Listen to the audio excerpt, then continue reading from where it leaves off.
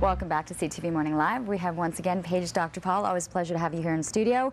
Always great information. And so right now we're going to talk about bugs, different kinds and what's our reaction to them. Sure. And it often is affected by the type of weather that we're seeing. So what are we seeing right now? Well, because of a lot of humidity and rain, I think the mosquitoes are going to be thriving this year. And so whenever there's a lot of mosquitoes, there's also the risk of West Nile virus disease. Now, even without West Nile virus, mosquito bites are annoying themselves, and so what we talk about, the usual stuff, DEET and all the repellents. But I just wanted to talk about pooling of water. Okay. When it rains a lot and puddles and those type of things, or unused pools, or even tires, they actually are a great breeding ground for mosquitoes. And when it's humid and it's a lot of rain, they grow and they grow. So the more the mosquito population is out there, the higher they're going to be annoying you, and the higher rate of perhaps West Nile virus. Now, we haven't had any West Nile virus cases this year, and every year it varies. However, the more the mosquitoes are out there, the chances are that there's going to be a higher number carrying the West Nile virus. So the precaution really is just make sure that any pooling water in your backyard, turn your recycling bins upside down, or put a hole in them so they won't pool the water. Just get rid of the stagnant water. That's kind of the most important thing you can do. And you're doing it yourself because you don't want the kids playing in an area where they're near some of that pooling. The other thing as well is that the pooling of water, especially deep ditches, can be a drowning hazard for kids as well. Okay.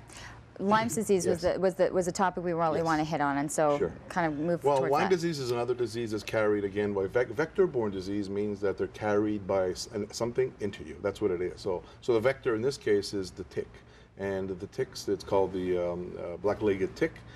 They originally started in northeastern United States, and they carry this bacteria called Borrelia bacteria, and these ticks, when they bite you, can actually transmit the disease, which is called Lyme disease. And what the symptoms are really are perhaps nothing to fever, sometimes a characteristic rash, and in very, very rare cases it could give you heart and nerve problems. So again, those are rare, but we've been seeing it more and more. I can tell you, if I was here 5 or 10 years ago, I wouldn't be talking about it, because we didn't have it up here, but it's been migrating to our area.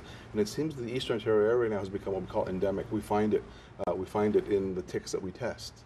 And so where are the ticks? They're in grass areas, forests, campsites, and so on. So we tell people to be careful when they're in that area, to ensure that they protect themselves against ticks, much the same way as you protect yourself against a mosquito. I was going to say, okay, so is it bug repellent? Yes, bug repellent works. Long sleeve shirts, tucking your pants into your socks, those type of things. And then when you're out in the forest or in the woods or in a camping area or working outdoors, those are people that are more at risk.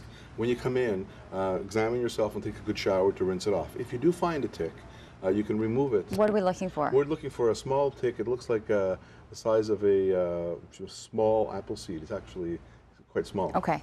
And when they feed, they get bigger, obviously, but they're very small. You can see them, black dots. You can remove them with a tweezer, put them in a jar, and send them to your local health unit, because we test them. Why do we want to test them? First of all, not all ticks that are going to bite you are those black-legged ticks, and so they're not going to be the ones we're worried about. If we identify that tick, that type of tick, we'll test it to see if it's carrying the virus or the bacteria itself. In our area, we've tested them, and probably out of 80 that we send, and we find maybe 15 or 20 are positive, actually, in terms of carrying it. But again, it doesn't mean that if you get bitten, you're gonna get it. So it depends on the tick. If, however, you go to the hospital, let's say you can't remove it. That's the other thing. If you don't remove it, you go to the hospital, they will remove it, and they will send it for testing. In certain situations, depending on situations, they may give you antibiotics to prevent it, in case, because by the time we get the results, you could be seeing symptoms. The longer the tick is on you, it takes about 24 hours, the higher the chances that it will infect you, if it's carrying the bug, the actual But you were bacteria. saying if you tested 80 and about 15 to 20 of them carried That's what I'm saying. Carried it, Your chances are probably a third. Like I said, if 5 years ago we would have tested them, we wouldn't have found anything. But now we're testing, so we are finding positive. That's why we're saying it is in our area. It's what we call it. It's endemic. It means it's living in our area now. Watch for it. You can see them, remove them, have them tested. Wear bug repellent, longer clothing, especially if you're in wooded areas. And those are good ideas for mosquito bite prevention as well. I know. We're just adding another one to the list as well of things to be on the lookout for. Thanks. Always a pleasure, and always some great information.